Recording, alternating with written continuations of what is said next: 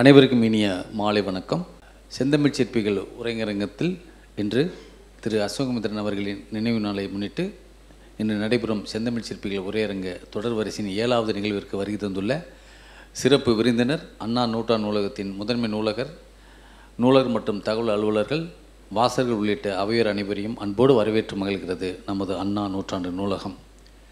நிகழ்வின் துவக்கமாக இன்றைய சிறப்பு விருந்தினர் திருவாளர் அரவிந்தன் அவர்களை வரவேற்று நமது அன்பின் வெளிப்பாடாய் நினைவு பரிசு வழங்கிட நமது அண்ணா நூற்றாண்டு நூலகத்தின் முதன்மை நூலகர் மற்றும் தகவல் அலுவலர் திருமதி ஸ்ரீதேவி பாஸ்கர் மற்றும் திருவாளர் ராஜு அவர்களை அழைக்குமாறு அன்போடு அழைக்கின்றோம். நன்றி ஐயா. தொடர்ந்து இன்றைய நமது சிறப்பு விருந்தினர் அவர்களை இந்த அவைக்கு அறிமுகம் செய்திட நமது அண்ணா நூற்றாண்டு நூலகத்தின் நூலகர் திருவாளர் மணிகண்டன் அவர்களை அன்போடு அழைக்கின்றோம். அனைவருக்கும் வணக்கம். இன்றைய சிறப்பு அழைப்பாளர் திருமிகு அரவிந்தன் அவர்கள் இதழியல் துறையில் 35 ஆண்டுகளுக்கும் மேலான அனுபவம் கொண்டவர். தற்போது காலச்சுவடு பதிப்பகத்தின் பதிப்பாசிரியராக பணியாற்றி வருகிறார். சென்னை நம்ம சென்னை, நம் தோழி போன்ற இதழ்களை நடத்தியுள்ள இவர் புனைவுகள், விமர்சனங்கள், மொழிபெயர்ப்புகள் என 27 நூல்களை வெளியிட்டுள்ளார். மேலும் கிரிக்கெட், அரசியல், பெண்ணுரிமை, சமூக பிரச்சனைகள், திரைப்படம் குறித்தும் எழுதி வருகிறார். தமிழில் பிழையின்றி எழுதுவதற்கான கையேடு, சென்னை தமிழ் குறித்த கட்டுரைகள் என மொழியியலும் இவர் பங்களிப்பு குறிப்பிடத்தக்கது. அசோகமித்திரன், சுந்தர ராமசாமி, கரிசான் குஞ்சு ஆகியோரின் தேர்ந்தெடுத்த கதைகளை தொகுத்து பரவலான கவனத்தை பெற்றவர். படைப்புகள், கட்டுரைகளை செம்மையாக்கம் செய்வதில் தேர்ச்சி பெற்ற இவர் ஆங்கிலத்திலிருந்து தமிழுக்கு மொழிபெயர்க்கப்படும் பிரதிகளை மூலத்தோடு ஒப்பிட்டு மெருகேற்றுவதில் சிறந்து விளங்குகிறார். தனது இலக்கிய பணிகளுக்காக கனடா தமிழ் இலக்கிய தோட்டம் இயல் விருது உள்ளிட்ட பல்வேறு விருதுகளை பெற்றுள்ளார். இதழாளர், எழுத்தாளர், மொழிபெயர்ப்பாளர் என பன்முகத்தன்மையுடன் இயங்கி வரும் திருமிகு அரவிந்தன் அவர்களின் பணி தொடர்ந்து சிறக்க அண்ணா நூற்றாண்டு நூலகம் சார்பாக எங்களுடைய அன்பான வாழ்த்துக்களை தெரிவித்துக் கொள்கிறோம். நன்றி. தொடர்ந்து தாமரை இலை மீது ததுவும் சொற்கள் என்னும் தலைப்பில் உரையாற்ற திருமிகு அரவிந்தன் ஐயா அவர்களை அன்போடு மேடைக்கு அழைக்கின்றோம். அனைவருக்கும் இனிய மாலை வணக்கம். அசோகமித்திரனை பற்றி பேசுறதுக்கு முன்னாடி ஒரு தகவல் மட்டும் கரெக்ட் பண்ணிடுறேன். இயல் விருதில் பால சரஸ்வதியை பற்றின ஒரு நூலை மொழிபெயர்த்ததுக்கான மொழிபெயர்ப்பு விருது நான் வாங்கினேன். இயல் விருதுன்றது வேறு, இயல் விருதினுடைய மொழிபெயர்ப்பு விருதுன்றது வேறு. அதை மட்டும் முன்னாடி தெளிவுபடுத்தணும்னு நினைக்கிறேன். தமிழில் 100 ஆண்டுகளுக்கு மேலாக நவீன தமிழ் இலக்கியம், குறிப்பாக உரைநடை இலக்கியம் 100 ஆண்டுகளுக்கு மேலே எழுதப்படுது. சிறுகதைகள்லேருந்து தொடங்கி நாவல் அதுக்கு முன்னாடியே வந்திருக்கு. 19ஆம் நூற்றாண்டுடைய இறுதியில் கூட நாவல் வந்திருக்கு, இறுதியிலேருந்தே. ஆனாலும் நம்ம ஒரு நவீன இலக்கியம் அப்படின்ற ஒரு பிரஜையோட நம்ம எழுதுகிற ஒரு புதுமை பித்தன் அந்த காலத்தை நம்ம எடுத்துனோம் அப்படின்னாக்கா 100 ஆண்டுகளுக்கு மேலாக அப்படின்னு சொல்லலாம். இந்த 100 ஆண்டுகளில் தமிழில் எழுதியிருக்கக்கூடிய பல பேர் ரொம்ப முக்கியமான எழுத்தாளர்கள் இருக்காங்க.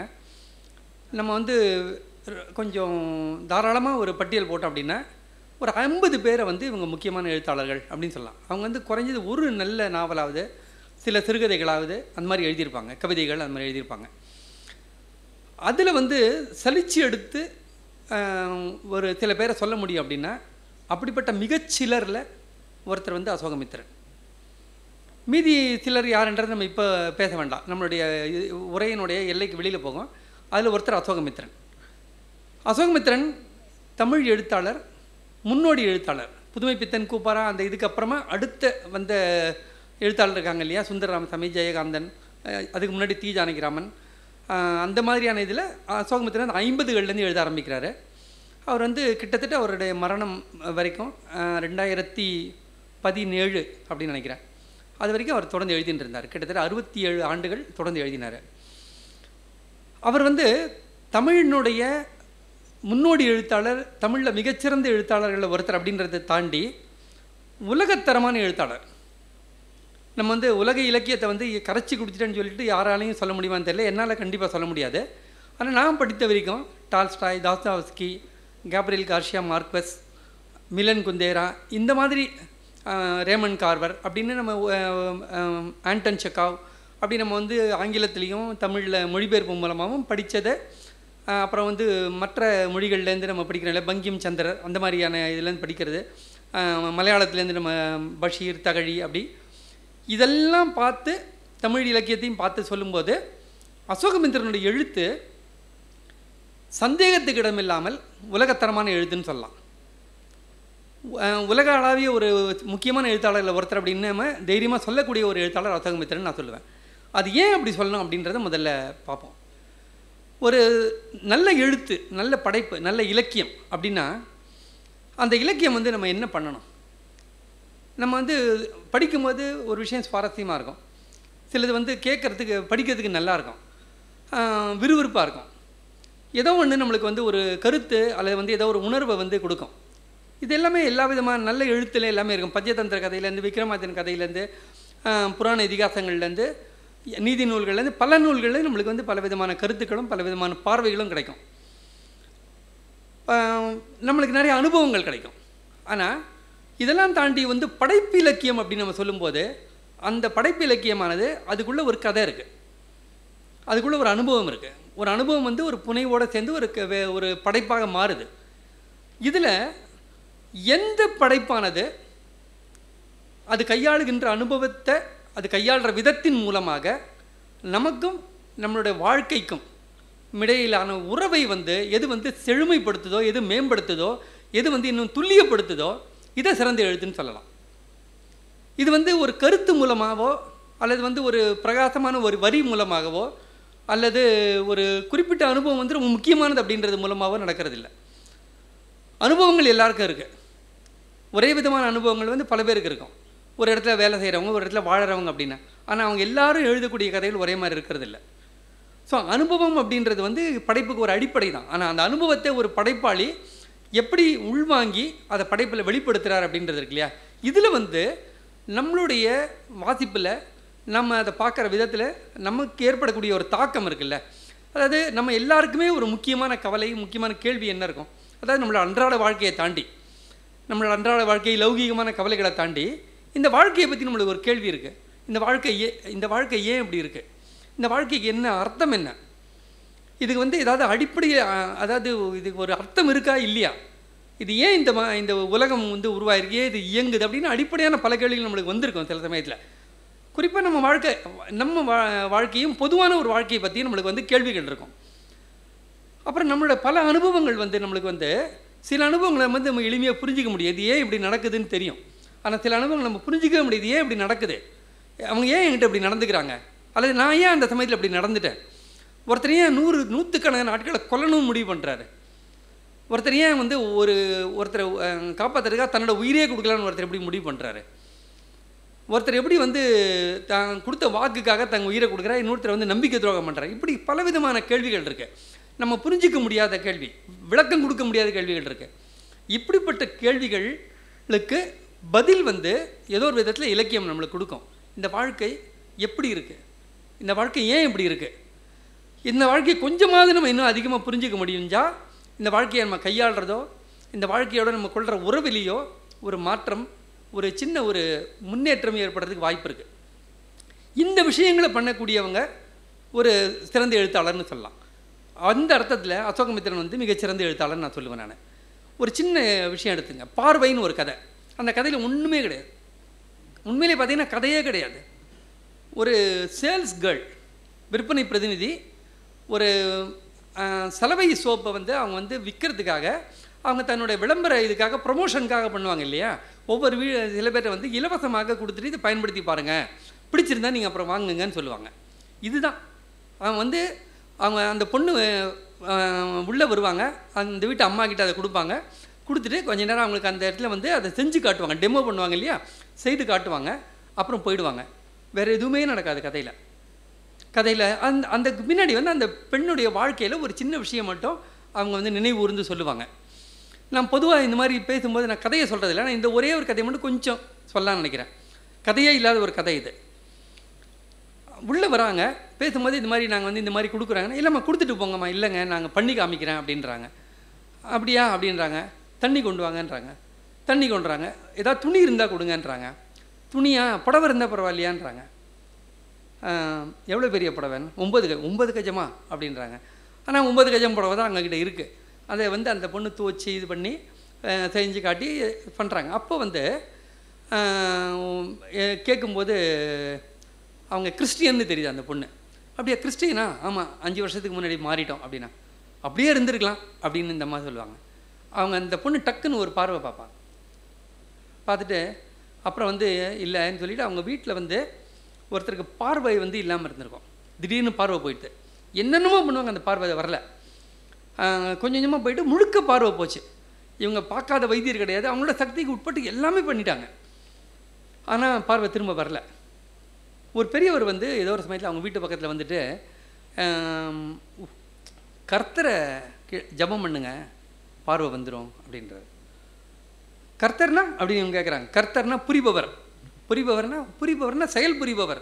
எல்லா செயல்களையும் அவர் தான் புரிகிறார் அப்படின்னு இந்த பொண்ணு கொஞ்சம் இதோட சேல்ஸ் கேர்ள்ன்றதனுடைய இதை தாண்டி ஒரு வார்த்தையை சொல்லுவாங்க. அப்புறம் நாங்கள் வந்து நானும் என்னுடைய அம்மாவும் ஜபம் பண்ண ஆரம்பித்தோம். அம்மாவும் தங்கையும் ஜபம் பண்ண ஆரம்பித்தோம். அப்புறம் எங்கள் அப்பா அம்மா அதில் சேர்ந்தார். ஒரு 6 மாதத்தில் கொஞ்சம் பார்வை வந்துடுது. அதுக்கப்புறம் நாங்கள் கிறிஸ்டியன் ஆகிட்டோம் அப்படின்னு அந்த கதையை சொல்லி முடிப்பா. அதுக்குள்ளே புடவை வந்து கசக்கி முடிச்சிருக்கோம். இது பண்ணிட்டு நீங்கள் வந்து இதை போய் அலசிக்கிங்க, இது நல்லாயிருக்கும், அப்படியாக்கும், இதை வச்சு நீங்கள் இது பண்ணலாம் அது பண்ணலான்னு ஒரு விற்பனை பிரதிநிதி என்னெல்லாம் சொல்லணுமோ அதெல்லாம் சொல்லிவிடுவாங்க. சொன்னோடனே மேல் வீட்டில் 2 பேர் இருக்காங்க, 2 பொட்டெலாம் கொடுங்க அப்படின்வாங்க. இல்லைங்க, இது நாங்கள் நேராக பார்த்து அவங்களுக்கு செய்து காட்டி தான் கொடுக்கணும், அந்த மாதிரி கொடுக்க முடியாது, அவங்க இருக்கும்போது சொல்லுங்கள் நான் வரேன் அப்படின்னு சொல்லிட்டு அவங்க போயிடுவாங்க. இவ்வளோ தான் கதை. ஆனால் இந்த கதையை படிச்சிங்கன்னா இந்த கதையில் அப்புறம் கதையின் ஆரம்பமும் முடிவும் ஒரு சின்ன விஷயம் அதில் இருக்கும். அந்த பொண்ணு வர்றதுக்கு முன்னாடி இந்த வீட்டிலேருந்து ஒரு பையன் வெளியில் போவான். அந்த வீட்டிலேருந்து பையன் வெளியில் போகும்போது கதவை அரைஞ்சி சாத்திட்டு போவான். போகும்போது அப்படியே தட்டிட்டு போவான்.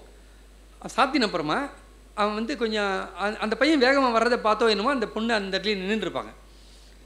அந்த பையன் கிளம்பினோன்னு வந்து மெதுவாக கதவை திறந்து கதவை சாத்ததை கூட தெரியாமல் சாத்திட்டு மெதுவாக வருவாங்க. அதே மாதிரி போகும்போதும் அந்த பொண்ணு கதவை சாத்துற அடையாளமே தெரியாமல் அந்த சத்தமே கேட்காம சாத்திட்டு போகிறாங்கன்னு வரும்.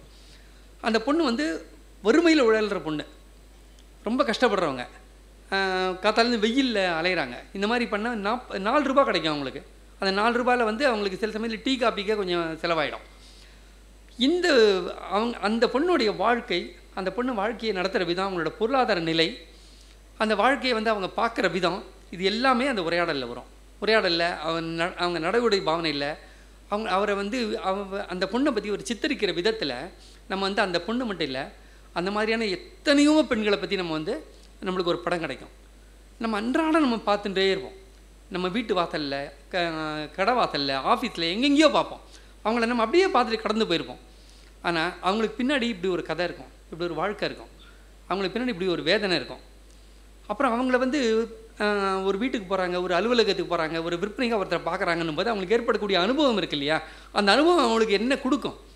அவங்களுக்கு வந்து சில இடங்களில் விற்பனை வந்து வெற்றிகரமாக முடியும், சில இடத்துல வெற்றிகரமாக முடியாது. அதெல்லாம் தாண்டி அவங்க வந்து அந்த நாளை கடத்த வேண்டியிருக்கு. இப்படியாக கடத்தி 4 ரூபா 3 ரூபா அப்படி சம்பாதிச்சு அவங்க வாழ்க்கை நடக்குது. ஆனால் அதுக்கு நடுவில் அவங்க வாழ்க்கையில் ஒரு பிடிப்பு இருக்குது. அது கர்த்தரோ முருகனோ ஏதோ ஒரு பிடிப்பு இருக்கும். அதை தாண்டி வந்து அவங்க வந்து நம்ம ஒரு இடத்துக்கு வந்தால் எப்படி வரணும், எப்படி போகணும், எப்படி நடந்துக்கணும், எப்படி அந்த அம்மா பேசுகிறது இவங்க மறுத்து பேசுகிறாங்க. ஆனால் அந்த கர்த்தர்ன்ற ஒரு இடத்த தவிர மற்ற எந்த இடத்துலையுமே அவங்க குரல் வசத்தில் ரொம்ப பணிவாக ரொம்ப அழகாக மறுத்து பேசுகிறாங்க. இல்லைம்மா நானே தாங்க பண்ணி காட்டணும், இல்லைம்மா நாங்கள் தான் நேராக கொடுக்கணும், இல்லைம்மா அப்படி கொடுத்துட்டு போக முடியாதுன்னு சொல்லிட்டு ரொம்ப பணிவாக பேசுகிறாங்க. அப்போது அந்த பெண்ணுடைய கேரக்டர் என்ன, அவங்க யார், இது எல்லாமே ஒரு சின்ன கதையில் இருக்குது. இந்த கதையில் திருப்பமே கிடையாது, கதை கிடையாது, ஒரு ஆரம்பம் ஒரு முடிவு, ஒரு கதையை இது பண்ணுறது ஒன்றுமே கிடையாது. அது பார்த்தீங்கன்னா ஒரு நீங்கள் அப்படியே நீங்கள் எப்படி இருக்குன்னா, நீங்கள் அந்த கதையை படிச்சிங்கன்னா அந்த கேட்டை திறந்து அந்த பொண்ணு வரதுலேருந்து கேட்டை மூடிட்டு போகிற வரைக்கும் உங்களுக்கு முன்னாடி வந்து ஒரு படம் ஓடுற மாதிரி இருக்கும். அந்த படத்தில் நீங்கள் வந்து 2 பேர் உட்காரத இது பண்ணுறதை பார்த்துட்டே இருப்பீங்க. அது பாட்டில் போயிட்டு அது வந்து டிசால்வ் ஆகிடும், படம் முடிஞ்சு போச்சு எழுந்து போகலாம் அப்படின்ற மாதிரி இருக்கும். ஆனால் மொத்தமாக நீங்கள் நடக்கிறது எல்லாமே இந்த பேப்பரில் தான் நடக்குது. ஆனால் அதை நீங்கள் படித்து முடிக்கும்போது உங்களுக்கு அதை வந்து ஒரு படமாக பார்த்த மாதிரி இருக்கும். இந்த மாதிரி ஒரு இத்தனைக்கும் அசோகமித்திரன் வந்து ரொம்ப கனமான வார்த்தைகளை பயன்படுத்த மாட்டார், ரொம்ப கவித்துவமான வார்த்தை ஒன்று கூட வராது, ரொம்ப அழகான ஒரு வார்த்தையை போட்டார் அப்படின்னா கிடையவே கிடையாது. சாதாரணமாக இருக்கும். வந்தான், போனான், சொன்னான், கத்தினான்னு கூட சொல்ல மாட்டார். அவன் வந்து உன்னை கொன்று விடுவேன் என்று சொன்னான் அப்படின்னு வர, உன்னை கொன்று விடுவேன் என்று கத்தினான் இல்லை, என்று சீறினான்னு சொல்ல மாட்டார், என்று சொன்னான். அவன் சொன்னான், அவ்வளோதான். இப்போ இது மாதிரி சொல்லும்போது அதான் இவரை பொறுத்த வரைக்கும் உணர்ச்சி அவனுக்கு தான், இவருக்கு இல்லை. கத்துறது அழறது இது எல்லாமே வந்து அவங்க வந்து செய்வாங்க, அதை அவர் சொல்லுவார், காட்டுவார், அவ்வளோதான். ஒரு கேமரா, அது ஒரு ஒளிப்பதிவு கருவி, அவ்வளோதான். அதுக்கு என்ன ஜட்ஜ்மெண்ட் இருக்கும்? ஒன்றும் கிடையாது. அவன் சொன்னான்னு சொல்கிற உங்களுக்கு புரியாதுன்றதுக்கு அதிகம் சொல்கிறாரு, இல்லைன்னா அதை அப்படியே வச்சுட்டு கூட போயிடுவார், அதுக்கு மேலே எதுவும் சொல்ல மாட்டார். இப்படி ஒரு மனிதர்களை, ஒரு சூழலை, ஒரு சம்பவத்தை, ஒரு அனுபவத்தை அவர் சொல்கிற விதத்தில் இருக்கக்கூடிய நுட்பம் இருக்கு இல்லையா, அந்த நுட்பம் என்ன பண்ணுன்னா அந்த சம்பவத்தை, அந்த மனிதரை, அந்த வாழ்க்கையை, அந்த அனுபவத்தை நமக்கு மிக மிக மிக துல்லியமாக காட்டும். இதே மாதிரியான சம்பவத்தை, இதே மாதிரியான ஒரு அனுபவத்தை, இதே மாதிரியான ஒரு வாழ்க்கையை நம்ம அன்றாடம் பார்க்குறோம், ஆனால் நம்ம இப்படி அதை பார்க்கல, நம்ம இப்படி அதை பார்த்ததே இல்லை அப்படின்னா அதுக்கப்புறமா நீங்கள் அதை பார்க்குறது வேறு மாதிரி இருக்கும். கோலம்னு ஒரு கதை, அந்த கதையில் ஒரு பொண்ணு வந்து ரோடு அடைச்சி ஒரு பெரிய ரங்கோலி கோலம் போடுவாள், பல மணி நேரங்கள் செலவு பண்ணி போடுவாள். அந்த கதை முடியும் போது அந்த கோலம் என்ன ஆகுது, யாரும் வந்து வேணுன்ட்டு அந்த கோலத்தெல்லாம் கலைச்செல்லாம் போடல, என்ன பெரிய கோலம்னு சொல்லிட்டு யாரும் மிதிச்சிட்டுலாம் போகல. அந்த கோலத்துக்கு என்ன, நீங்கள் அந்த கதையை படித்து பாருங்கள், அந்த கோலத்துக்கு என்ன நடக்குதுன்னு பாருங்கள். அந்த கோலத்துக்கு அது நடந்த உடனே அந்த பொண்ணு அதனால் என்ன ஆகிறான்றது பார்க்கணும். பார்க்கும்போது அந்த பொண்ணு ஒன்றுமே அலட்டிக்கவே மாட்டாள், அப்படி பார்த்துட்டு அப்படி உள்ளே போய் உட்காந்துருவா. ஆனால் அந்த கதையை நீங்கள் படிச்சிங்கன்னா அதுக்கப்புறமா எந்த கோலத்தையும் உங்களுக்கு மிதிக்கிறதுக்கு மனசு வராது. கோலம் அப்படின்னு ஒருத்தர் போடுறாங்கல்ல, அதை நம்ம பார்க்குற விதமே மாறிடும். அதுதான் அந்த அதான் அசோகமித்திரன். இத்தனைக்கு வந்து அழகான கோலம், அற்புதமான வளைவுகள், கண்ணை கவரும் வண்ணங்கள், எதுவுமே சொல்ல மாட்டார், ஒன்றுமே சொல்ல மாட்டார். ஆனால் கோலம் வந்து உங்கள் மனசில் வந்து அப்படி ஒரு சித்திரமாக அமைஞ்சு நீங்கள் வந்து ஒரு கோலம், அதுவும் கொஞ்சம் கவனமாக போடப்பட்ட ஒரு கோலமாக இருந்ததுன்னா அதை பார்க்குற விதமே மாறிடும் உங்களுக்கு. இது வரைக்கும் நம்ம கோலத்தை அப்படி பார்த்துருக்க மாட்டோம், இனிமேல் அப்படி பார்க்க ஆரம்பிப்போம். இதுதான் ஒரு எழுத்தாளர் வந்து ஒரு வாசகருக்கு ஏற்படுத்தக்கூடிய மிகப்பெரிய தாக்கம். நீங்கள் அந்த விஷயத்தை வேறு மாதிரி பார்க்க முடியாது. அதாவது அந்த விஷயத்தை அதுக்கு முன்னாடி நீங்கள் பார்த்த விதம் வேறு, அதற்கு பிறகு நீங்கள் பார்க்குற விதம் வேறையாக இருக்கும். இதுதான் ஒரு எழுத்தாளர் உங்களுக்கு கொடுக்குறது. அதாவது அந்த புக்கை படிக்கிறதுக்கு முன்னாடி இருந்த நீங்களும் அந்த புத்தகத்தை படிக்கிறதுக்கு பின்னாடி இருக்கக்கூடிய நீங்களும் வேறு வேறையாக அதை ஆக்கணும் அப்படின்றதுக்கான எந்த மெனக்கடல் இல்லாமல் அந்த வாழ்க்கையை, அந்த அனுபவத்தை சொல்கிற விதத்தின் மூலமாக அதை அவர் பண்ணுறார். எப்படி பண்ணுறாரு அதை அப்படின்னா, அந்த சித்தரிப்பில் என்ன பண்ணுறாரு அப்படின்னா, ஒரு முக்கியமான விஷயம் என்ன அப்படின்னாக்கா, அசோகமித்திரன்ட்ட அவருக்கு வந்து நல்லவர்கள் அப்படின்னு யாரும் கிடையாது, கெட்டவர்கள் அப்படின்னு யாரும் கிடையாது, சிறந்தவர்கள், சுமாரானவர்கள், மோசமானவர்கள், தவிர்க்கப்பட வேண்டியவர்கள், கொண்டாடப்பட வேண்டியவர்கள், அப்படி ஒருத்தரும் அவர் கிடையாது. அவருக்கு தெரிஞ்ச எல்லாருமே மனிதர்கள். இவர் இப்படி இருக்கார், அவர் அப்படி இருக்கார், அவர் இப்போ இப்படி நடந்துட்டார், இவர் இப்படி நடந்துக்கிறார், இந்த அம்மா இப்படி இருக்காங்க. இதை வந்து அவர் வந்து அதை வந்து எல்லாத்தையும் அப்படி வச்சுட்டே போகிறார், அடுக்கிறார், எங்கெங்கே அடுக்கி வச்சுட்டு போகிறாரு. அதை பார்க்கும்போது நம்ம வந்து அன்றாட வாழ்க்கையில் ஒவ்வொரு மனிதரையும், ஒவ்வொரு அனுபவத்தையும் பார்க்கும்போது ஏதோ ஒரு விதமான ஜட்ஜ்மெண்ட்டோட, ஒரு கருத்தோடு பார்க்குறோம். சில சமயத்தில் முன்முடிவு இருக்குது, சில சமயத்தில் முன்முடிவு இல்லைனாலும் பார்த்த உடனே நம்மளுக்கு ஒரு முடிவு வருது. ஒன்று முன்முடிவு இருக்கும், அப்படி இல்லைன்னா பின்னாடி ஒரு முடிவு, தீர்ப்பு இருக்கும். அசோகமித்திரன் வந்து ஒரு சம்பவத்தை சொல்லும்போது அதில் முன்முடிவு இருக்காது, பின்முடிவு இருக்காது. அவர் எப்படிப்பட்டவர் அப்படின்றத பற்றி ஒரு வார்த்தை கூட அசோகமித்திரன் வராது. அவர் எப்படி இருக்காரோ அப்படி மட்டும் அவராக நடந்துப்பார் நம்மக்கிட்ட வந்து. ஓ, இவர் இப்படி இருக்கார் போல் இருக்கு அப்படின்னு. அந்த இவர் நம்ம முன்னாடி வரும்போது அசோகமித்திரன் நாங்கள் கண்ணுக்கு தெரிய மாட்டார். எப்படி வந்து ஒவ்வொருத்தரையும், ஒவ்வொரு சம்பவத்தையும், ஒவ்வொரு பாத்திரத்தையும், ஒவ்வொரு மனிதரையும் நம்மளுக்கு அறிமுகப்படுத்தும் போது சிறந்தவர்கள், சுமாரானவர்கள், மோசமானவர்கள், நல்லவர்கள், கெட்டவர்கள், துரோகிகள், பக்தர்கள், இப்படிலாம் அந்த மாதிரியான பாகுபாடு எல்லாத்தையும் தாண்டி மனிதர்கள் ஒவ்வொரு தருணத்தில் மனிதர்கள் இப்படி நடந்துப்பாங்க. இதுதான் யதார்த்தம், இதுதான் வாழ்க்கை அப்படின்றத காட்டுறாரு. அதாவது அவருடைய ஒட்டுமொத்தமான ஒரு இதுன்னு பார்த்தீங்கன்னா, என்ன நடக்குதோ அந்த நடக்கிறத இதுலேருந்து ஒரு கதாசிரியர் விலகி வந்துடுவார். அந்த சம்பவமும், அந்த மனிதரும், அந்த அனுபவமும், அந்த நிகழ்வும், அந்த திருப்பங்கள் எதுவுமே வந்து அவர் அங்கே நிற்க மாட்டார், அவர் இங்கே நிற்பார். இங்கேருந்து அது எல்லாத்தையும் பார்ப்பார். கொஞ்ச நேரம் கழித்து நாம் வந்து இவராக மாறிடுவோம், நாமும் வந்து அதை விலகி நின்று பார்ப்போம். இந்த மாதிரி அசோகமித்திரனோட கதையை படிக்க நாம் நம்மளை விலகி நின்று பார்க்க ஆரம்பிப்போம், நம்ம அனுபவங்களை விலகி நின்று பார்க்க ஆரம்பிப்போம். நம்ம சக ஊழியர்களை, சக மனிதர்களை, நம்மளோட உறவுகளை, நம்ம கூட இருக்கவங்கள, நண்பர்களை கொஞ்சம் விலகி நின்று பார்க்க ஆரம்பிப்போம். உடனடியான ஒரு தீர்ப்புகளுக்கு, உடனடியான ஒரு கருத்துக்கு, முன்முடிவுக்கு எதுக்குமே வரமாட்டோம். அதாவது ஒரு விஷயத்தை நம்ம தெளிவாக பார்க்கணுன்னா ஒரு விதமான ஒரு இடைவெளி வேணும், ஒரு தூரம் வேணும். இது இந்த மைக்கை வந்து பக்கத்தில் போய் பார்த்தா அதுக்கு என்ன தெரியும், கொஞ்சம் தள்ளி நின்று பார்த்தா எப்படி தெரியும். இந்த எழுத்து இருக்குது, இப்போ நான் இதாக தெரியுது, இப்படி வச்சா எனக்கு ஒன்றுமே தெரியாது. அப்போ இதை பார்க்குறதுக்கு ஒரு சின்ன இடைவெளி வேணும். இந்த இடைவெளியை அசோகமித்திரன் வந்து நமக்கும் வாழ்க்கைக்கும் இருக்க வேண்டிய பார்க்கும்போது இருக்க வேண்டிய இடைவெளியை அவர் உருவாக்குறாரு. எப்படி உருவாக்குறாருன்னா அந்த இடைவெளியை அவர் அங்கே சாத்தியப்படுத்துகிறாரு. அவர் அந்த இடைவெளியில் நிற்கிறாரு. பாத்திரங்களை எதோடையும் ஒட்டாமல், யாரோடையும் வந்து அப்படி இணைஞ்சிக்காமல், யாரையும் இது வந்து இவன் அதாவது அவருக்கு வந்து புரோட்டகானிஸ்ட் அப்படின்னு சொல்லுவோம் இல்லையா, ஒரு எழுத்தோட ஒரு கதையோட மையம். இவன் மைய கதாபாத்திரம், அதாவது கதாநாயகனோ வில்லன்னோ அல்ல உதிரி பாத்திரம் எதுவுமே கிடையாது. எல்லாருமே மனிதர்கள். அவங்கவுங்களுடைய இயல்புப்படி அவங்கவுங்களுக்கு சாத்தியமானபடி பல இடங்களில் வாழ்ந்துட்டுருக்காங்க. அதை அவர் சொல்கிறாரு. அது இவன் முக்கியம் அவன் முக்கியம் இல்லைன்னா கிடையாது, எல்லாரையும் தள்ளி நின்று பார்க்குறாரு. அவர் அந்த பார்க்குற பார்வையில் நம்ம அந்த அவருடைய கதைகளை ஒரு 10 கதை படித்தா போகிறோம், நமக்கு அந்த விலகல் வந்துடும். நம்ம அனுபவத்தை, நம்ம கூட இருக்கவங்கள, நம்ம வாழ்க்கையை, நம்மளுடைய கருத்துக்களை எல்லாத்தையுமே நம்ம வந்து ஒரு விலகல்லேருந்து பார்க்க ஆரம்பிப்போம். இந்த விலகல் இருக்கு இல்லையா, இது வந்து அசோகமித்திரனுடைய மிக முக்கியமான ஒரு விஷயம். அவருடைய இலக்கிய பார்வையிலே அந்த விஷயம் இருக்கும். அவர் வந்து ஒரு விஷயத்தை நமக்கு புரிய வைக்கும்போது அல்லது நமக்கு முன் வைக்கும்போது, புரிய வைக்கணும்னு அவர் சொல்லவே மாட்டார். நீ புரிஞ்சுக்கோன்னு சொன்னால் உனக்கு ஏற்கனவே புரியலன்னு அர்த்தம் இருக்கும். அந்த இடத்துக்கு அவர் போகவே மாட்டார். அவர் எனக்கு தெரிஞ்சது நான் சொல்கிறேன் அப்படின்னுவார். ஒரு முறை அவர்கிட்ட நான் கேட்டேன், எப்படி நீங்கள் வந்து கதைகள் கேட்ட உடனே எழுதுறீங்கன்னு கேட்டேன். அவர் வந்து அது ஒன்றும் இல்லைப்பா, ஒரு விஷயம் நமக்கு நடக்கிறது அல்லது கேள்விப்படுறோம், பார்க்குறோம், அதனுடைய வேறு வேறு சாத்தியக்கூறுகளை யோசிக்கும் போது கதைகள் உருவாகுது அப்படின்னார். அதனோட வேறு வேறு சாத்தியக்கூறுகளை யோசிக்கும்போது கதைகள் உருவாகுதுனார். இவ்வளோ தான். இப்போ நம்ம ஒரு விஷயம் நடக்குது, இது வேறு மாதிரி நடந்திருந்தா, இது இப்படி நடந்திருந்தா அப்படின்னு நினைக்கிறோம் இல்லையா. இந்த ரொம்ப எளிமையான ஒரு விஷயம். இந்த விஷயத்தை நிறைய பேர் வந்து கதை எழுதும்போதோ நிறைய பேருக்கு வந்து கதைக்கான விஷயம் கிடைக்கல அப்படின்னு நினைப்பாங்க.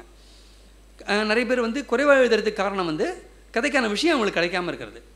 முக்கியமாக இல்லைன்றதுனால சில பேர் தள்ளி வைப்பாங்க, சில பேர் வந்து சரியான கிடைக்காது. ஆனால் அசோகமித்திரன் சொல்கிற இந்த ஒரு விஷயம் இருக்கு இல்லையா, நம்ம அனுபவங்களை அதனுடைய வெவ்வேறு சாத்தியப்பாடுகள் அதை நம்ம யோசிக்க நம்மளுக்கு பலவிதமான கதைகள் உருவாகும் அப்படின்னு அசோகமித்திரன் சொல்லுவார். அவர் அந்த மாதிரி என்ன பண்ணுறாருன்னா ஒரு விஷயத்தினுடைய சாத்தியப்பாடுகளை லேசாக அப்படியே திறந்து விட்டுட்டு போயிடுவார். அப்படி அவர் திறந்து விட்டு போகும்போது நம்மளுக்கு அது ஒரு பெரிய ஒரு வாசலை வந்து திறக்கும். திருப்பம் அப்படின்னு ஒரு கதை, அதில் மல்லையான்னு சொல்லிட்டு ஒருத்தன் வந்து வண்டி ஓட்ட கற்றுப்பான். அவனுக்கு என்ன முயற்சி பண்ணாலுமே அந்த கிளட்சு கியர் ரெண்டுத்தினுடைய ஒரு இது தொடர்பு வந்து அவனுக்கு புரியவே இல்லை. மாஸ்டர்கிட்ட அடி வாங்கிட்டே இருக்கான், திட்டு வாங்கிட்டே இருக்கான். அந்த மாஸ்டர் வேறு தெலுங்கில் திட்டுறான், தெலுங்கு வந்து தப்பாக பேசுகிறான். இவன் தெலுங்கு, ஆனால் அந்த மாஸ்டர் வந்து தெலுங்கு பேசுகிறது தப்பாக பேசுகிறான். அது தப்பாக பேசுகிறான்னு சொல்லி இவனுக்கு ஒரு பக்கம் சிரிப்பு வருது, ஆனால் சிரிக்க முடியாது, மண்டையில் கொட்டு விழுது, தப்பாக பேசுகிறான். ரோட்டில் வந்துட்டு பார்த்து கியரை போடு அப்படின்னா கியரை போட்டால் ஆஃப் ஆகுது, கிளட்சை பிடிக்கினாக்கா சத்தம் போடுது. கியரை போடும்போது கிளட்சை பிடிக்கணும், கியரை போட்டும்போது விடணுன்றது இல்லையா, அந்த சூட்சமம் தெரியல. டக்குன்னு வண்டி நிற்குது. ஐயோ ரோட்டில் நிறுத்த, வண்டி எடு ஸ்டார்ட் பண்ணு, திருப்பி நியூட்ரலுக்கு வா அப்படின்னு சொல்லி மண்டையில் போடுறான். இதெல்லாம் தாண்டி எங்கேயோ ஒரு இடத்துல மெயின் ரோடுக்கு போயிடுறாங்க. அங்கே போலீஸ்காரர் வந்து சீக்கிரம் கை காட்டுறாரு. ஏதோ ஒரு சமயத்தில் வந்து பயந்து வெலவெலத்து போயிட்டு டக்குன்னு அவனுக்கு அந்த விஷயம் விடுபட்டு அந்த கிளட்சுக்கும் கியருக்கும் உள்ள உறவு வந்து அவனுக்கு பிடிபட்டுருது கையில். அதுக்கப்புறம் வந்து 2வது கியரில் போகிறான். 3வது கியர் போன்னு அவர் சொல்கிறதுக்கு முன்னாடி 3வது கியர் போகிறான். வேறு இடத்துல வந்த உடனே கொஞ்சம் ஆடு மாடுலாம் வருது. அந்த இடத்துல வந்து 2வது கியர் வந்துட்டு அப்படி நைஸாக அப்படி போயிட்டு திரும்பி 3வது கியருக்கு போகிறான். அந்த இடத்துல அதுக்கப்புறமா அவனுக்கு வந்து மாஸ்டர் அடிக்கிறாரு, திட்டுறாரு, எதுவுமே இல்லை. அவனுக்கு அவ்வளவு பீஸ்ஃபுல்லாக அவன் ஃபீல் பண்ணுறான். என்னென்னா அவனுடைய லைஃப்பில் அது ஒரு சின்ன விஷயம், வண்டி ஓட்ட கற்றுக்கிறான். நம்ம எல்லாம் கற்றுக்கிற விஷயந்தான் அது. ஆனால் அதில் ஏதோ ஒன்று நம்மளுக்கு பிடிபடாமல் இருக்குல்ல, அந்த பிடிபடாமல் இருக்கும்போது நம்மளுக்கு ஏற்படுற அவஸ்தை இருக்குல்ல, அது கையில் வந்த உடனே நம்மளுக்கு ஏற்படக்கூடிய ஒரு பெரிய நிம்மதி இருக்கு இல்லையா, அது ஒரு திருப்புமுனை. இது வெறும் வண்டி ஓட்டுற சம்மந்தமானது இல்லை. அது நம்மளுக்கு அலுவலகத்தில், வீட்டில், உறவுகளில், பல விஷயங்களில் நம்மளுக்கு ஏதோ ஒரு விஷயம் பிடிபடாமல் இருக்கும். எவ்வளோ சொல்லி கொடுத்தாலும் வராது. அது கணக்காக இருக்கலாம், அல்லது வந்து வேறு ஒரு விஷயமா இருக்கலாம். ஆனால் திடீர்னு ஒரு நாள் வந்து டக்குன்னு அது வந்து விடும்போது அது அந்த விஷயத்தை மட்டும் தீர்க்காது. வாழ்க்கையில் பல விஷயங்களை நம்ம எப்படி அணுகலாம், எப்படி நம்ம கற்றுக்கலாம், எப்படி நம்ம போகலாம், எப்படி நம்ம வந்து மாற்றலாம் அப்படின்றத பற்றி நம்மளுக்கு ஒரு சாவி அது கொடுக்கும். அந்த மாதிரியான ஒரு சாவியை வந்து அந்த இடத்துல மல்லையாக கிடைக்குது. அதை அவர் போடுறாரு. அந்த கதையில் கொண்டு வந்து வைக்கிறாரு, திருப்பம் அப்படின்ற கதையில். இப்படி சில தருணங்கள் இருக்கு இல்லையா, வாழ்க்கையில் சில தருணங்களை அவர் வந்து அந்த இடத்துல வந்து கவனப்படுத்தி காமிக்கிறாரு. அப்புறம் அவருடைய கதைகளில் வந்து ஒட்டுமொத்தமாக நிறைய பேர் வந்து என்ன சொல்லுவாங்கன்னா, அசோகமித்திரன் வந்து நடுத்தர வர்க்கம், நகர்ப்புற நடுத்தர வர்க்கத்தினை பற்றி கதை எழுதியிருக்காரு அப்படின்னு சொல்லுவாங்க. உண்மைதான். அவர் நகர்ப்புற நடுத்தர வர்க்கத்தினரை பற்றி அவர் நிறைய எழுதியிருக்காரு. கிட்டத்தட்ட அவர் அளவுக்கு எழுதினவங்க யாருமே இல்லைன்னு சொல்லலாம். ஆனால் நகர்ப்புற நடுத்தர வர்க்கத்தினரை பற்றி கதை எழுதுபவர்னு அசோகமித்திரனை சொல்கிறது வந்து அவருடைய ஒட்டுமொத்த வீச்சை வந்து குறுக்கிற மாதிரி. ஏன்னா நகர்ப்புற நடுத்தர வர்க்கத்தினரை பற்றி அதிகமாக அவர் எழுதினாலுமே அவர் வந்து இன்னும் பல பேரை பற்றி, பல களங்களை பற்றி, பலவிதமான வாழ்க்கையை பற்றி அவர் வந்து ரொம்ப துல்லியமாக எழுதுகிறார். உதாரணமாக இந்த பார்வை கதையில் வீட்டுக்குள்ளே இருக்கிற வந்து நடுத்தர வர்க்கமாக இருக்கலாம், வீட்டுக்கு வந்துட்டு போகிற அந்த பொண்ணு வந்து நடுத்தர வர்க்கம், அதுக்கும் கீழே இருக்கக்கூடிய ஒரு பொண்ணு, அந்த மாதிரியான ஒரு பாத்திரம் இருக்கு இல்லையா, அதை பற்றி எழுதுகிறாரு. அதே மாதிரி வந்து சினிமாக்காரங்களை பற்றி எழுதுகிறாரு, சினிமா உலகத்தை பற்றி எழுதுகிறாரு. ஹைதராபாத்தில் அங்கே இருக்கக்கூடிய ரசாக்கர்கள் இருக்காங்கல்ல, அவங்கள பற்றி எழுதுகிறாரு. இப்படி அவர் வந்து பலவிதமான, அப்புறம் சன்னியாசிகளை பற்றி எழுதுகிறாரு, ஆன்மீக தேடலோடு இருக்கக்கூடிய சில பேரை பற்றி எழுதுகிறாரு, சினிமா தேடலில் இருக்கவங்களை பற்றி எழுதுகிறாரு, அப்புறமா எழுத்தாளர்களை பற்றி எழுதியிருக்காரு. இப்படி பலவிதமான இதில் இருக்குது. அதில் ஒன்று தான் நடுத்தர வர்க்கம்னு சொல்லணும். நடுத்தர வர்க்கத்தை பற்றி அவர் எழுதினார் அப்படின்றது வந்து அசோகமித்திரனுடைய ஒரு பெரிய வீச்சை வந்து நம்ம வந்து சுருக்கிற மாதிரி அது. அப்புறம் இன்னொரு விஷயம், அசோகமித்திரன் மிக முக்கியமான ஒரு வலிமை. அது வந்து அந்த வலிமையை பற்றி பேசும்போது அதை வந்து பல பேர் வந்து கொஞ்சம் வேறு மாதிரி அது நினச்சிப்பாங்க. உதாரணமாக அவருடைய எளிமை. அசோகமித்திரனுடைய மிக முக்கியமான விஷயம் என்னென்னா, அவருடைய எந்த கதையும் நீங்கள் வந்து படித்தா புரியாதுன்னு சொல்ல முடியாது. எந்த ஒரு சொல்லோ அல்லது அவர் அந்த கதைக்கு அவர் கொண்டு வர விதமோ, அந்த சித்தரிப்போ, அதில் பயன்படுத்துகிற சொற்களையோ அல்லது அந்த உரையாடலோ, எந்த விஷயமோ அல்லது அந்த கதைக்கு அவர் பயன்படுத்துகிற உத்தி எதுவுமே புரியாதுன்னு எதுவுமே இருக்காது. ஒரு வார்த்தை கூட வந்து ஒரு மாதிரி வந்து கனமான வார்த்தையை போடவே மாட்டார். ரொம்ப மிக மிக எளிமையான வார்த்தைகளில் ரொம்ப துல்லியமாக யதார்த்தமாக சித்தரிக்கிறது மூலமாகவே அவர் வந்து அந்த கதையில் அவர் என்ன கொண்டு வரணும்னு நினைக்கிறாரோ அதை கொண்டு வந்துடுவார். அந்த கதையின் மூலமாக நமக்கு என்ன நடக்கணுமோ அது நடந்துடும். முறைப்பெண் கதையாக இருக்கலாம், புலிக்கலைஞன் மாதிரியான கதையாக இருக்கலாம். புலிக்கலைஞனில் அவன் ஒரு புலிக்கலைஞன் வந்து சினிமாவுக்கு சான்ஸ் கேட்டு வரான் ஒரு ஸ்டுடியோவில். இதான் வாய்ப்பு இருந்தால் அனுப்புகிறோம் போங்கப்பான்னு சொன்னால், அவன் வந்து இல்லாமல் தான் என்ன பண்ணுவோன்றது செய்து காட்ட பார்க்குறான். காட்டும்போது சரி ரொம்ப சொல்கிறான்னு சொல்லி செஞ்சு காட்டு அப்படின்னோடனே ஏதோ புலி மாதிரி அதை பண்ண போகிறான் போல் இருக்கு, நம்ம வந்து எவ்வளோ இந்த புலியெலாம் பார்த்துருக்கோம்னு சொல்லிட்டு அவங்க கேட்குறாங்க.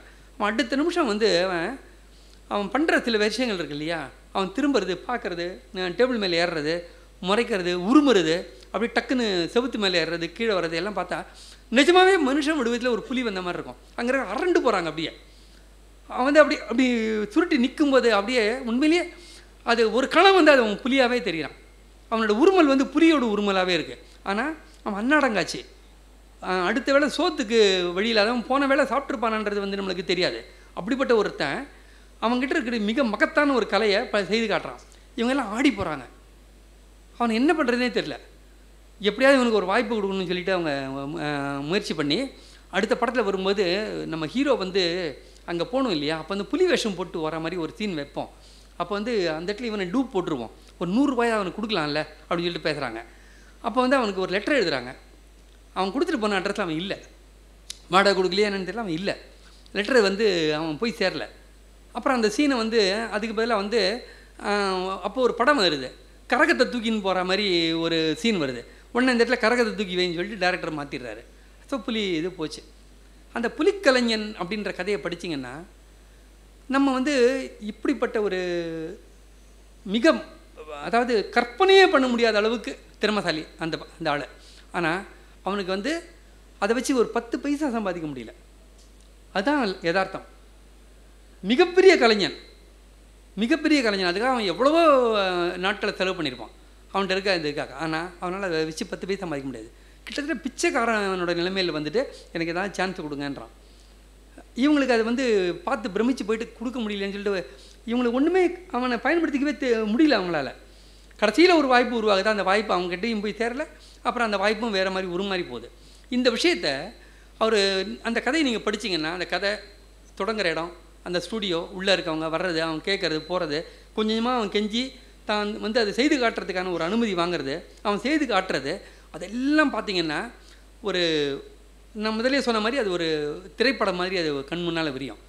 அதெல்லாம் முடிஞ்ச உடனே அந்த புலி எல்லாமே நம்ம மறைஞ்சிரும். இந்த யதார்த்தம் இருக்குல்ல, இவ்வளோ பெரிய கலைஞன் வந்து ஏன் வந்து அடுத்த வேளை சோத்துக்கு வழி இல்லாமல் இருக்கான்? ஏன் 10 பைசா சம்பாதிக்க முடியாதவனாக இருக்கான்? இந்த சொசைட்டியில் அதுக்கான இடம் என்ன இருக்குது?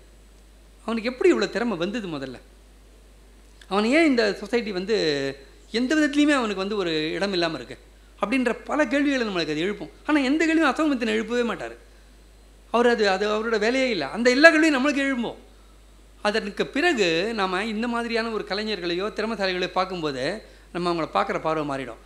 ஏதோ ஒரு விதத்தில் வந்து அந்த இதுக்கு வந்து நாம் எதாவது பண்ண முடியுமா, அதுக்கு நம்ம எதாவது பொறுப்பேற்க முடியுமான்றதை யோசிக்க ஆரம்பிப்போம். யோசின்னு அசோகமித்திரன் உங்கள்கிட்ட சொல்லவே இல்லை. ஆனால் அவர் அந்த புலிக்கலைஞர் உங்கள்கிட்ட அறிமுகப்படுத்தின விதத்தில் அவர் அந்த தாக்கத்தை ஏற்படுத்துகிறாரு. நம்மக்கிட்ட ஒரு மாற்றத்தை ஏற்படுத்துகிறாரு. நம்மளுடைய அணுகுமுறையில் ஒரு மாற்றத்தை ஏற்படுத்துகிறாரு. இது அசோகமித்திரனுடைய இது. அதில் பண்ணும்போது பார்த்தீங்கன்னா ஒரு இடத்துல கூட அவர் வந்து இந்த கோலத்தை வர்ணிக்கிறது இல்லைன்ற மாதிரியே புலியை வந்து புலி கூடெல்லாம் வர்ணிக்கலை அவர். ஆனால் நீங்கள் அந்த கதையை படிச்சிங்கன்னா உங்கள் கண் முன்னால் புலி தெரியும். ஆனால் எந்த வார்த்தையுமே வந்து கனமான வார்த்தை இருக்காது. இந்த ஹை சவுண்டிங் அப்படின்னு சொல்லுவாங்க, அந்த மாதிரி எதுவுமே இருக்காது. தேடி பிடிச்சி அகராதியிலேருந்து எடுத்து ஒரு நல்ல வார்த்தையை போனால் அதெல்லாம் பண்ணவே மாட்டார். ரொம்ப அவருடைய நீங்கள் இது பார்த்தீங்கன்னா மொத்தம் ஒரு 100-200 வார்த்தைக்குள்ளே அவருடைய இதே அடங்கிடும் எல்லாமே. ஆனால் அதுக்குள்ளே அந்த 100-200 வார்த்தைக்குள்ளே அவரால் இந்த வாழ்க்கையை நம்மளுக்கு சொல்லிட முடியுது. பலவிதமான மனிதர்களை நம்மளுக்கு வந்து அவர் வந்து அடையாளம் காட்ட முடியுது. இந்த எளிமையில் அவரால் வந்து ஒரு மகத்தான அனுபவத்தை கொடுக்க முடியுது. எளிமையோட மகத்துவம் அப்படின்றது இருக்கு இல்லையா, அது அசோகமித்திரனுடைய எழுத்துக்கு பின்னாடி நம்ம போட்டு வச்சு பார்க்க வேண்டியது. எளிமையின் மகத்துவம் அப்படின்னு. அப்படிப்பட்ட ஒரு ரைட்டர் வந்து அசோகமித்திரன்.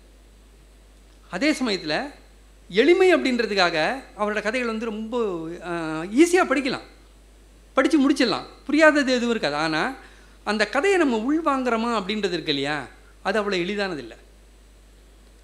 முறைப்பெண்ணு ஒரு கதை, பிரயாணம்னு ஒரு கதை, ரெண்டு வேறு வேறு விதமான கதை. முறைப்பெண் கதையில் வந்து ஒருத்தர் வந்து பெங்களூருக்கு போகிறாரு. தன்னோட அக்கா வீட்டில் ஒரு ஃபங்க்ஷன், அக்காவுக்கு ஒரு பொண்ணு. அந்த பொண்ணை வந்து இந்த பையனுக்கு வந்து கட்டி கொடுக்கறதுக்கு வாய்ப்பு இருக்குது. அந்த இது வந்து அந்த பொண்ணுக்கு கல்யாணம் ஆகணுன்றதுக்காக ஒரு பூஜை பண்ணுறாங்க. அதுக்கு இவனை கூப்பிட்றாங்க. அதாவது அவங்க வீட்டில் கூப்பிட்றாங்க, அவங்களால வர முடியல, நீ போயிட்டு வாடான்னு சொல்லி அனுப்புகிறாங்க. இவனுக்கு அந்த தெரியும், அக்கா பொண்ணை நம்மளுக்கு கல்யாணம் பண்ணி கொடுக்கறதுக்கு வாய்ப்பு இருக்குதுன்னு தெரியும், அங்கே போகிறான்னு தெரியும். இவன் ஒரு ரைட்டர், ஒரு பட்டிங் ரைட்டர், ஒரு இளம் எழுத்தாளர்.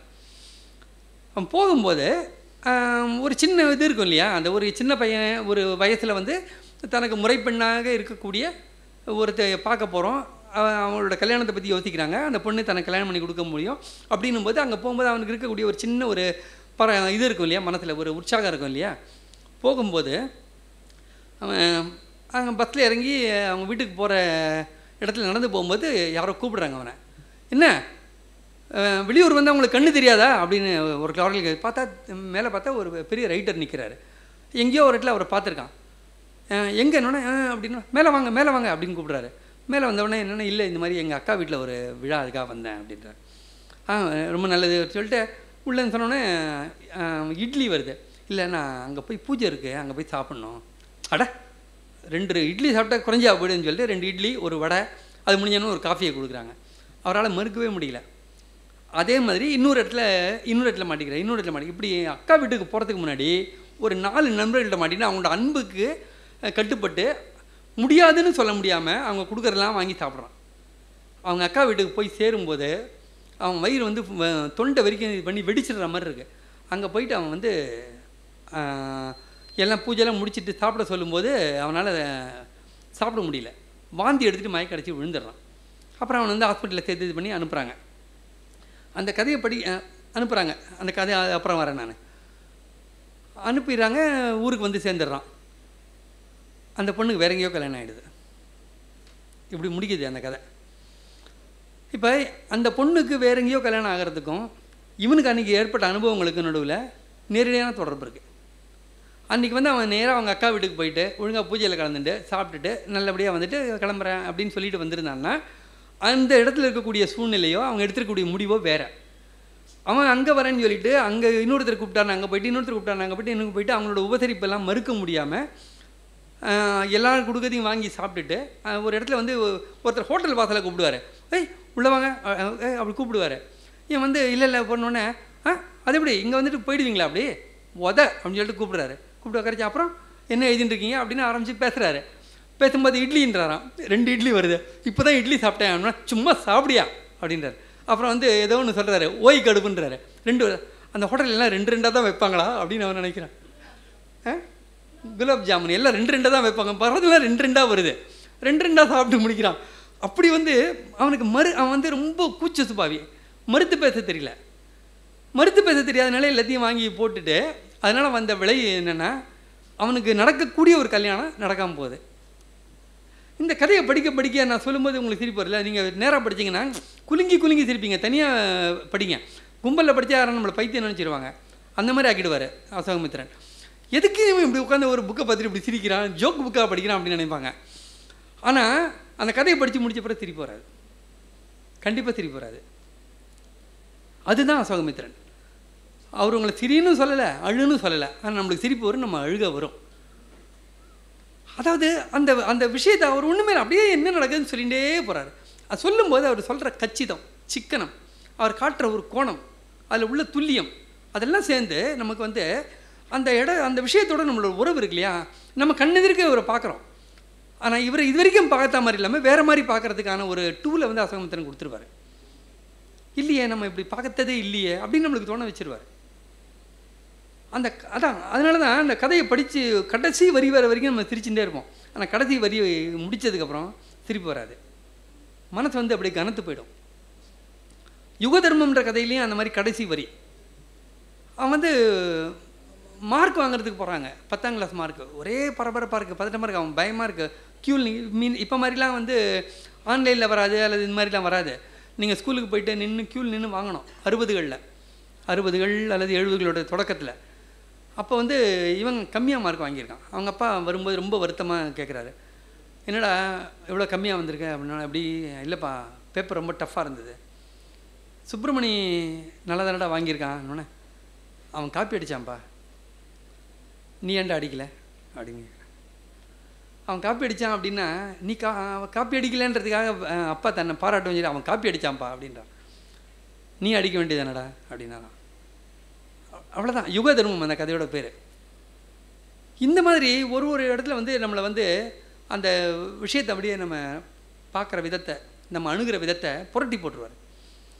இது வந்து எளிமையான கதைகளுடைய ஒரு தன்மை. பிரயாணம்னு ஒரு கதை இருக்குது. அந்த கதை வந்து ஒரு இளம் துறவி தன்னோட குருநாதரை உடம்பு சரியில்லாமல் கிட்டத்தட்ட மரணப்படுகையில் இருக்கக்கூடிய ஒரு குருநாதரை ஒரு இடத்துல இன்னொரு இடத்துக்கு கூட்டிகிட்டு போனோம். அவரால் இப்போ வந்து நடக்க முடியல. அவரை வந்து ஒரு வண்டியில் வச்சு கட்டி மலையிலேருந்து இறக்கி ஒரு மாதிரி கிட்டத்தட்ட ஒரு பாலைவனம் மாதிரியான ஒரு பகுதி இடத்தை தாண்டி ஒரு சமவெளிக்கு வந்து அங்கே போனோம். அவர் உயிர் போக போகுதுன்றது உறுதி. அவர் வந்து உயிர் போகும்போது 2 விஷயம் சொல்லியிருக்காரு. எனக்கு வந்து நான் உயிர் போகிறதுக்கு முன்னாடி கொஞ்சம் பால் ஊற்று, அப்புறம் என்னை வந்து ஒரு 6 அடி நிலத்தில் என்னை புதைச்சி வைய, எரிக்கக்கூடாது அப்படின்னு சொல்லியிருப்பார் அந்த குருநாதர். இவன் வந்து எப்படியா குருநாதருக்கு இந்த பால்லாம் ஊற்ற முடியாது இப்போது, ஆனால் அவருக்கு எதாவது பண்ண சொல்லிட்டு அவரை கூட்டின்னு போகிறான். கூட்டின்னு போகும்போது இருட்டு, கையில் வந்து உணவு கிடையாது, யாருமே கிடையாது, தனியாக இருக்கான். போகிற இடத்துல வந்து மலை, பனி வேறு பொழியுது. அப்படியே பயங்கரமான இருட்டு, பனி, அப்புறம் பசி, தாகம். இது நடுவில் வந்து கொஞ்சம் அந்த கணப்புலாம் பண்ணுறதுக்கு கொஞ்சம் பையில் வந்து சில இதெல்லாம் வச்சுருக்கான். மண்ணெண்ணெய், ஒரு சின்ன ஸ்டவ்வு, அதெல்லாம் வச்சுருக்கான். ஏதோ ஒன்று பண்ணி சமாளித்து கொண்டு வரும்போது மிகப்பெரிய ஒரு சிக்கலில் மாட்டிக்கிறான். இரவில் வந்து ஓநாய்கள் வருது. இதெல்லாம் தாண்டி இந்த கதை எங்கே போகுது நீங்கள் படிங்க. பிரயாணம்ன்ற கதை அசோகமித்திரன் கதைகளில் ரொம்ப ரொம்ப ரொம்ப முக்கியமான கதைகளில் ஒன்று, ரொம்ப முக்கியமான கதைகளில் ஒன்று. அந்த கதை வந்து அதாவது அந்த கதையை நீங்கள் ரொம்ப நுட்பமாக படித்தால் ஒழிய அந்த கதையை புரியாதுன்னா என்ன அங்கே நடக்குதுன்னே நம்மளுக்கு புரியாது. உதாரணம், ஒரு இடம் வரும், குருநாதரை வந்து இவன் வந்து பார்த்துட்டு காவல் நிற்பான். நைட்டு வந்து ஓநாய்கனே வந்து உடஞ்சிட்டதுக்காக ஒரு இது தீப்பந்தத்தை ஏற்றி வச்சுட்டு காவல் நிற்பான். நிற்கும்போது அவனுக்கு வந்து கொஞ்ச நேரம் அந்த இதை பார்த்துட்டே இருக்கும்போது அவனோட மனசு வந்து அப்படியே நெகிழ்ந்து ஒரு மாதிரி விசாலமான மாதிரி இருக்கும். அப்படியே அவன் மனசு விரிகிற மாதிரி ஒரு உணர்வு வரும். அப்போ அவனுக்கு தெரியும், கடந்த 1 வருஷமாக வந்து தியானம் பண்ணும்போது ரொம்ப முயற்சி பண்ணுறான். தியானம்ன்றது வந்து மூலமாக நம்மளோட மன விரிவுக்கான ஒரு முயற்சி அவன் பண்ணுறான். அதுக்கு தேவையான ஒரு கவனக்குவிப்போ அல்லது மனசில் ஏற்பட வேண்டிய ஏதோ ஒரு மாற்றம் இருக்குல்ல, அவனுக்கு வரவே இல்லை. ஆனால் அது இப்போ வருது. ஆனால் இப்போ வந்ததுன்னா அவன் அந்த இதில் ஆழ்ந்து போயிட்டான்னா, அது யோகமோ தூக்கமோ அதில் ஆழ்ந்து போயிட்டான்னா, ஒவ்வொருத்தரும் ஒரு மாதிரி அதை சொல்லலாம். அது யோகத்தில் ஆழ்ந்தான்னு சொல்லலாம், தூக்கத்தில் ஆழ்ந்தான்னு சொல்லலாம். ஆழ்ந்துட்டா குருவை யார் கவனிக்கிறது? அதனால் அவன் அதுலேருந்து வெளியில் வர வேண்டியிருக்கு. அதாவது அவன் வந்து பல ஆண்டுகளாக எதுக்காக அவன் வந்து இந்த துறவி ஆனானோ, எதுக்காக அந்த சாமியார்கிட்ட சேர்ந்தானோ, அந்த முயற்சி அவனுக்கு கை கூடக்கூடிய நேரத்தில் அந்த முயற்சியை விட்டு வெளியே வர வேண்டியிருக்கு. அவன் வந்துட்டு தன்னை உலுக்கி டக்குன்னு பார்த்து வரக்கூடாது, ஓனாய் இது பண்ணக்கூடாது, அவரை கொண்டு போயிடணும், எப்படியாவது கொண்டு போகணும்னு நினைக்கிறாரு. இந்த ஒரு இடம் இருக்கு இல்லையா, அந்த அந்த அந்த மனம் விகாசம் அடைய ஆரம்பித்ததுன்ற இடத்த நம்ம விட்டுட்டோம்னா, கொஞ்சம் கவனக்குறையாக படித்தோம்னாக்கா அங்கே என்ன நடக்குதுன்னு நம்மளுக்கு தெரியாது. அவனோட மிகப்பெரிய போராட்டம் வாழ்க்கையில் அதுதான். ஓநாய்களோடு அவன் போராடுறான், அது பெரிய போராட்டம் கிடையாது. அப்புறம் வந்து அந்த மலையில் வந்து அவரை தூக்கிட்டு வரான், அது பெரிய போராட்டம் கிடையாது. அந்த இடத்துல பசியோடு இருக்கான், அது இல்லை. ஆனால் அவனுடைய வாழ்நாள் கனவு என்னென்னா, தியானத்தின் மூலமாக நான் வந்து தன்னுடைய மனசை வந்து முழுமையாக தன்னுடைய இதில் கொண்டு வந்து தன்னுடைய அந்த தான் தன்னோட உடல் சார்ந்த எல்லையை விட்டு மனதை விரியணும் அப்படின்றத அவனோட கனவு.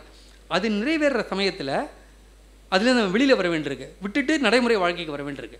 நடைமுறை வாழ்க்கையை விட்டுட்டு ஒரு ஆன்மீக வாழ்க்கைக்கு போகணும்னு நினைக்கிறவன், ஆன்மீகம் அப்படின்னு சொல்கிற ஒரு விஷயம் அனுபவம் அவனுக்கு கை வரும்போது அதை விட்டுட்டு இங்கே வர வேண்டியிருக்கு. அந்த போராட்டத்தையும் தாண்டி வரான். தாண்டி வந்து என்ன ஆகுதுன்றது நீங்கள் கதையை படிங்க. அதில் அப்புறம் குருநாதர் இருக்கார் இல்லையா, அவர் என்ன ஆகிறாரு, அவர் என்ன செய்கிறாரு, அதை படிக்கணும். படிக்கும்போது அசோகமித்திரன் வந்து முறைப்பெண் மாதிரியான ஒரு கதையோ, பார்வை மாதிரியான கதையோ, திருப்பம் மாதிரியான கதையோ, அல்லது வந்து மாறுதல் மாதிரியான கதையோ, நடுத்தர வர்க்கம் அல்லது ரஜாக்கர்கள் அப்படின்னு வருது. வாழ்க்கையில் நடக்கக்கூடிய விஷயங்கள், அவங்களுக்கு நடக்கக்கூடிய பிரச்சனை அதுன்னு வருது இல்லையா. இதெல்லாம் தாண்டி அசோகமித்திரன் வந்து நம்மளால் உடனடியாக நம்மளால் வந்து அடையாளப்படுத்திக்க முடியாத, உடனே உணர முடியாத சில விஷயங்களை வந்து அவர் எடுத்துன்னு பண்ணியிருக்காரு. இது ஒரு கதை. காட்சின்னு ஒரு கதை. ஒரு ஆள் ஒரு ஊரில் இன்னொரு ஊருக்கு போவான். போகிற வழியில் ஒரு சிதையை பார்ப்பான். சிதை எரிஞ்சுன்னு இருக்கும், திக்கு திக்கு திக்குன்னு எரியுது. அந்த சிதையை பார்க்கும்போது அவனுக்கு வந்து மரணம் ஞாபகம் வருது. மரணம் மட்டும் இல்லாமல் ஒரு மரணம் இல்லை, ஒரு ஒட்டு மொத்தமாக பல பேரை சேர்த்து போட்டு கொளுத்துற மரணம் ஞாபகம் வருது. அந்த மாதிரி பல பேர் போட்டு எங்கே கொளுத்துவாங்க? வதை முகாம்களில், போர்க்களங்களில் நடக்கும் இல்லையா. இந்த ஒரு அவனுடைய அன்றைக்கி இருக்க மனநிலையும், அவன் அந்த இடத்துல ஒரு சுடுகாட்டை தாண்டி போகும்போது எரிகிற ஒரு சிதையும் பார்க்கும்போது அவனுக்கு பல்லாயிரக்கணக்கான சிதைகளும் அதற்கு பின்னால் இருக்கக்கூடிய கொடூரங்களும் அதுக்கு பின்னால் இருக்கக்கூடிய இதுவும் ஞாபகம் வருது. ஒரே ஒரு நிமிஷம் அந்த தீப்பிழம்பு வந்து அவனை வந்து உலக வரலாற்றில் நடந்த பல படுகொலைகளை அவனை நினைவுபடுத்திட்டு போகுது. இந்த மாதிரி ஒரு கதை எழுதியிருக்காரு. இது அசோகமித்திரனோட வழக்கமான கதை கிடையாது. அது அதே மாதிரி காத்திருப்புன்னு ஒரு கதை. ஒருத்தன் வந்து அரசியல் ரீதியாக வந்து வேறு ஒரு முகாமை சேர்ந்தவன், எதிர் முகாமை சேர்ந்தவங்க அவனை வந்து அடிக்க வராங்க. அவங்க இருக்கான், அவன் அடிக்க வந்தாங்கன்னா அவன் தயாராக இருக்கான். நம்ம அவன் கையில் கல் எடுத்து வச்சுருக்கான், அது பண்ணுறான், என்னவோ பண்ணுறான். அந்த கதையில் வந்து என்னென்னா, அடிக்கிறது உதைக்கிறதுலாம் இல்லை, அடி விழுன்றதுக்காக அவன் காத்திருக்கான்ல, அதான் அந்த கதை. எந்த நிமிஷம் வேணால் அடி விழலாம், எந்த நிமிஷம் வேணால் வீட்டு மேலே கல் விழலாம், எப்போ வேணால் கூரையை உடைச்சிட்டு 4 பேர் இறங்கி அவனை வந்து கட்டையால், கம்பால், கத்தியால் தாக்கிட்டு போகலாம், உயிர் போகலாம், என்ன வேணால் நடக்கலாம். அது எதுவுமே நடக்கலை, அதுக்காக அவன் காத்திருக்கான் பாருங்கள், அதுதான் அந்த கதை. இந்த மாதிரி கதைகள் இருக்குது இல்லையா. அசோகமித்திரன் வழக்கமான கதைகளை தாண்டி அவர் எளிமையான கதையை நம்ம சொல்கிறோம் இல்லையா, அதை தாண்டி இருக்கக்கூடிய பல கதைகள் இருக்குது. அது மாதிரி அவரோட மானசரோவர் நாவல் இருக்குது. அது ரொம்ப படிக்கிறதுக்கு ரொம்ப எளிமையாக இருக்கும், ஒரு வார்த்தை கூட உங்களுக்கு பிரச்சனை இருக்காது. ஆனால் அதில் 2 பேர் வருவாங்க, நண்பர்கள். ஒருத்தன் சினிமாக்காரன், ஒருத்தன் சினிமா கம்பெனியில் வேலை செய்கிறவன், ஒருத்தன் பெரிய ஸ்டார், இன்னொருத்தன் வந்து சினிமா கம்பெனியில் வேலை செய்கிறவன். 2 பேருக்கு நல்ல நட்பு இருக்கும். ஆனால் நடுவில் வந்த நட்புக்கு நடுவில் ஒரு சின்ன பிரச்சனை வரும். அது என்ன பிரச்சனைன்னு அசோகமித்திரன் தெளிவாக வெளிப்படையாக சொல்ல மாட்டார். ஏன் சொன்னால் என்ன அப்படின்னா, அந்த பிரச்சனையை அசோகமித்திரன் சொல்லலை, அந்த பிரச்சனையை யார் எதிர்கொள்கிறாங்களோ அவனுடைய பார்வையை மட்டும் அவர் முன் வச்சிடறாரு. அவன் வந்து அந்த பிரச்சனையை எப்படி பார்க்குறானோ அப்படி தான் அவர் பார்க்குறாரு. அவன் அந்த பிரச்சனையை வேறு மாதிரி பார்க்குறான். அந்த பிரச்சனையினுடைய தாக்கத்தில் அவன் லைஃப்பில் ஒரு மாற்றம் ஏற்படுது. அந்த மாற்றத்தை நோக்கி அவன் அந்த வாழ்க்கையினோட பயணம் தொடருது. இவன் வந்து அந்த பிரச்சனையை தொடர்ந்து இவன்கிட்ட பேசுறதுக்காக அவன் வரான். அவனுக்கு ஒரு விதமான ஒரு அப்ரோச் இருக்குது, இவனுக்கு ஒரு விதமான அப்ரோச் இருக்குது. 2 அப்ரோச்சும் வேறு வேறு மாதிரி இருக்குது. இதில் அசோகமித்திரன் வந்து தன்னை வந்து நடுவில் கொண்டு வந்து வச்சு 2 பேரையும் சேர்த்து வைக்கிறது, அல்லது 2 பேரையும் பிரித்து வைக்கிறது, 2 பேரும் நடுவில் பேச்சுவார்த்தை நடத்துறது, அல்லது இவன் சரியா அவன் சரியான்னு சொல்லிட்டு பட்டிமன்றம் நடத்துறது, அல்லது ஒரு தராத்தை வச்சுன்னு தீர்ப்பெல்லாம் ஒன்றுமே சொல்ல, அவங்க 2 பேரும் இப்படி இருக்காங்க பார்த்துக்குங்கன்னு சொல்லிடுறாரு. அவங்க 2 பேரும் என்ன பண்ணுறாங்கன்றதை பார்த்தீங்கன்னா, வாழ்க்கையில் நண்பர்களுக்கு நடுவில் நடக்கக்கூடிய பல்வேறு விஷயங்கள் இருக்குது இல்லையா, அது என்ன நடக்குது, எப்படி நடக்குது, அது எப்படி பார்க்கலாம், எப்படிலாம் பார்க்குறதுக்கு சாத்தியம் இருக்குது அப்படின்னு இருக்கும். கடைசியில் வந்து அது மானசரோவர் அப்படின்ற ஒரு தொன்மம் இருக்கு இல்லையா, அதாவது நம்ம பாவங்களை போக்கக்கூடிய ஒரு நதி அப்படின்ற ஒரு இது இருக்கு, அந்த இடத்துல போய் முடியும். இந்த கதை இருக்கு இல்லையா, படிக்க ரொம்ப எளிமையான கதை. ஆனால் அசோகமித்திரன் உண்மையிலேயே அந்த கதை மூலமாக என்ன அவர் சொல்ல வராரு அப்படின்றது இருக்கு இல்லையா, அது வந்து ஒவ்வொருத்தருக்கும் ஒவ்வொரு விதமாக இருக்கும். முறைப்பெண் கதையில் வந்து நீங்கள் ஒவ்வொருத்தருக்கும் ஒவ்வொரு விதமாக புரிஞ்சுப்பாங்கன்னு சொல்ல முடியாது. திருப்பம் கதையில் வந்து ஒவ்வொருத்தருக்கும் ஒவ்வொரு சின்ன சின்ன ஆங்கிளில் வித்தியாசம் இருக்கலாம். ஆனால் அந்த கதையை வந்து யாருமே தப்பாக புரிஞ்சிக்க முடியாது, வேறு மாதிரி புரிஞ்சிக்க முடியாது.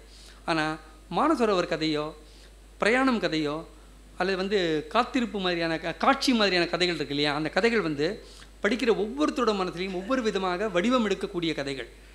அவ்வளவு எளிமையான புரிதலுக்கு உட்பட்ட கதைகள் இல்லை. அந்த கதைகள் வந்து ஒரு தீவிர வாசகரால், கவனமான வாசகரால் தான் படிக்க முடியும். அதே மாதிரி வந்து தண்ணீர் இருக்குது, அந்த நாவல் இருக்குது, தண்ணி பிரச்சனையை வச்சு தான் எழுதுறாரு. ஆனால் தண்ணி பிரச்சனைக்கு நடுவில் சில மனிதர்களை கொண்டு வர்றாரு. தண்ணிக்கான நெருக்கடின்றது எப்படி வந்து மனித உறவுகளுக்கு இடையிலான நெருக்கடியாக மாறுது, வாழ்க்கையோட நெருக்கடியாக அது எப்படி மாறுது. அப்படி பார்க்கும்போது தண்ணிக்கான நெருக்கடி, அரிசிக்கான நெருக்கடி, வேறு எந்த நெருக்கடியாக இருந்தாலும் சரி.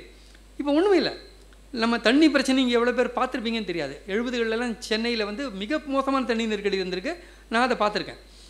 அந்த தண்ணி நெருக்கடி வரும்போது ரொம்ப நல்லா பழகுவாங்க, ரொம்ப இதாக இருப்பாங்க. ஆனால் அந்த குழாடியில் வரும்போது ஒருத்தர்கிட்ட ஒருத்தர் வரக்கூடிய விரோதம் இருக்குல்ல, கோபம் இருக்குல்ல, நீ முதல்ல வச்சா நான் முதல்ல வச்சேன்னா உனக்கு அந்த அரை குடமா எனக்கு இந்த கால் குடமான்றது இருக்குல்ல, அப்போ வந்து மனிதர்கள் நடந்துக்கிற விதமே மாறிடும். ஏன்னா தண்ணின்றது அவ்வளோ விஷயம். வீட்டுக்கு ஒரு கால் குடம் தண்ணி எடுத்து போகலாம், என்ன பண்ணுவீங்க? கை கழுவு தண்ணி கிடையாது, ஒரு காஃபி போடணுன்னா தண்ணி கிடையாது. அப்படி இருக்கும்போது மற்ற எல்லாமே ரெண்டாம் பட்சமாயிடுது.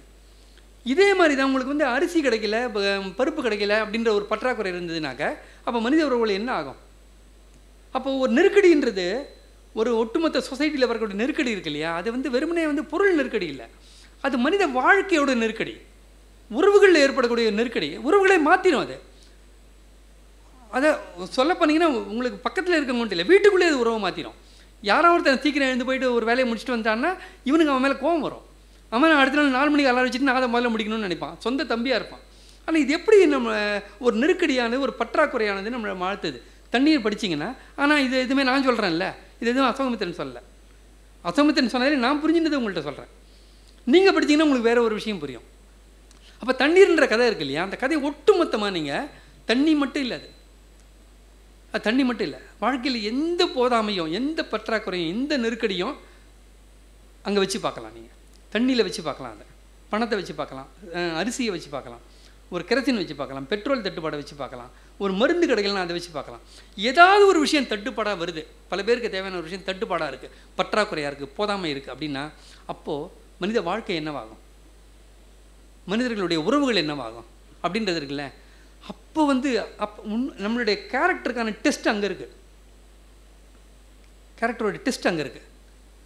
அப்போது அந்த டெஸ்ட்டு வந்து அசோகமித்திரன் வந்து அந்த டெஸ்ட்டுக்கு மனிதர்கள் எப்படி வந்து தங்களை அந்த சோதனையில் மனிதர்கள் எப்படி நடந்துக்கிறாங்க, எப்படி அவங்க அந்த சோதனையில் தேடி வராங்களா இல்லையா, என்னவோ ஆகிறாங்கன்றது இருக்கு இல்லையா, அதை அப்படியே காமிச்சிட்டு போகிறாரு.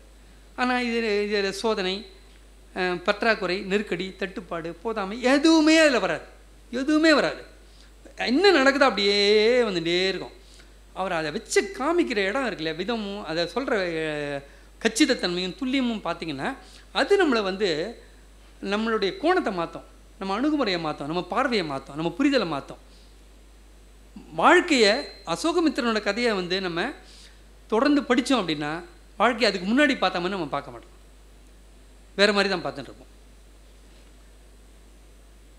அதே மாதிரி அவர் வந்து எளிமை அப்படின்றதுனால அவர் வந்து முழுக்க முழுக்க யதார்த்தமான கதைகள் எழுதினார் அப்படின்னு சொல்ல முடியாது. யதார்த்தமான கதைகளை தான் அவர் எழுதினார். ஆனால் யதார்த்தத்தை மீறுற சில கதைகள் இருக்குது. குதூகலம், காலமும் 5 குழந்தைகளும், இந்த மாதிரியான சில கதைகளில் யதார்த்தம் அப்படின்னு நம்ம சொல்கிறோம் இல்லையா, நம்ம புரிஞ்சுக்கிற ரியாலிட்டி இருக்குது இல்லையா, அதை தாண்டின சில விஷயங்களை அவர் அதில் பண்ணியிருப்பார். அதெல்லாம் நம்ம படித்து அனுபவிக்க வேண்டியது. ஒருத்தர் சொல்லி இன்னொருத்தர் கேட்குற விஷயம் கிடையாது. அது காலமும் 5 குழந்தைகளில் ஒருத்தன் வந்து ரயிலை பிடிக்க போகிறான், டைம் ஆச்சு, ஓடுறான், அவன் ஸ்டேஷனுக்குள்ளே நெருங்குற போது வண்டி கிளம்புது, புட்டிக்கணும், ஓடுறான். அந்த ஓடுற நேரத்தில் அவனுக்கு ஏற்படக்கூடிய ஒரு கண நேரத்து இது இருக்கு இல்லையா, அந்த விஷயத்தை அவர் கொண்டு வருவார். அப்போது ஒரு மனித மனம் வந்து சிந்தனை இருக்கு இல்லையா, அந்த சிந்தனைன்றது வந்து நீங்கள் ஒரு நிமிஷத்துக்குள்ளே இத்தனை வார்த்தை பேசலாம். நான் வந்து 10 வார்த்தை பேசுவேன், இன்னொருத்தர் 15 வார்த்தை பேசுவேன், இன்னொருத்தர் 5 வார்த்தை தான் பேசுவார். ஒரு வினாடியிலன்னு வச்சுப்போம், நான் 2-3 வார்த்தை பேசிடுவேன், இன்னொருத்தர் 5 வார்த்தை பேசுவார். இது வந்து பேசும்போது ஆனால் யோசிக்கும்போது நம்ம வந்து ஒரு கணத்துக்குள்ளே கடகடகடகடன்னு பல விஷயங்கள் வந்துடும். அதுக்கு மொழி கிடையாது. அது வேறு ஒரு தளத்தில் இது வந்து இயங்குகிற விஷயம். அது நம்ம ஒரே ஒரு கணத்தில் டக்கு டக்கு டக்குன்னு என்னமோ நடந்துடும். இதை பற்றி நம்ம வந்து இந்து மரபில் கூட ஒரு நாரதரை வச்சு ஒரு கதை உண்டு. ஒரு கண நேரத்தில் நடக்கக்கூடிய மிகப்பெரிய ஒரு விஷயத்தை அந்த கதை சொல்லும். காலமும் 5 குழந்தைகள் வந்து அந்த அந்த நாரதர் கிருஷ்ணரை வச்சு ஒரு கதை வரும். அந்த மாதிரி ஒரு காலம், ஒரு கணம், ஒரு சில வினாடிகளில் மன அளவில் நடக்கக்கூடிய ஒரு பெரிய ஒரு இது இருக்கு இல்லையா, ஒரு ஒரு என்ன சொல்கிறது, ஒரு பெரிய ஒரு போராட்டம், ஒரு பெரிய ஒரு பயணம், மன அளவில் ஒரு பெரிய பயணம் நடக்கும். ஆனால் அடுத்த 2-3 வினாடி கழித்து நீங்கள் எங்கே இருக்கீங்களோ அங்கேயே இருப்பீங்க, அங்கே இருப்பீங்க. 10:1 10 4 அவ்வளோதான். ஆனால் அந்த 3 நிமிஷத்துக்குள்ளே, அதாவது சில வினாடிகளுக்குள்ளே மனதுக்குள்ளே என்னென்னமோ நடந்துடும். அது வந்து என்னென்னா, ஒரு குறிப்பிட்ட ஒரு நெருக்கடி சமயத்தில் நம்ம வந்து வெளியில் ஒரு வாழ்க்கை வாழறோம் இல்லையா, அதே வாழ்க்கையை நம்ம உள்ளேயும் வாழ மாட்டோம். உள்ளே நம்மளுக்கு வேறு ஒரு வாழ்க்கை நடந்துட்டுருக்கோம். அந்த வாழ்க்கைக்கு பின்னால் பல ஆண்டுக்கால பல தலைமுறைகளோ வாழ்க்கையினுடைய எச்சம் அதில் இருக்குது. அதெல்லாம் சேர்ந்து நம்ம ஒரு குறிப்பிட்ட தருணத்தில் நம்ம நடந்துக்கிற விதம் இருக்கு இல்லையா, அதுக்கு பின்னாடி வந்து நம்மளுக்கு நாம் மட்டும் இல்லை, நம்மளோட அந்த சூழ்நிலை மட்டும் இல்லை, எத்தனையோ அனுபவங்கள் அதில் வந்து சேர்ந்துடும். அந்த ஒரு கணத்தில் நம்மளுக்கு என்னென்னமோ நடந்துடும். அதனால தான் நிறைய சமயத்தில் பார்த்திங்கன்னா ஒரு கணத்தில் நம்ம எதிர்பார்க்க முடியாத ஒரு விஷயத்தை பண்ணிவிடுவோம். நான் ஏன் அப்படி பண்ணேன்னு எனக்கே தெரியல அப்படின்னு சொல்லுவோம்.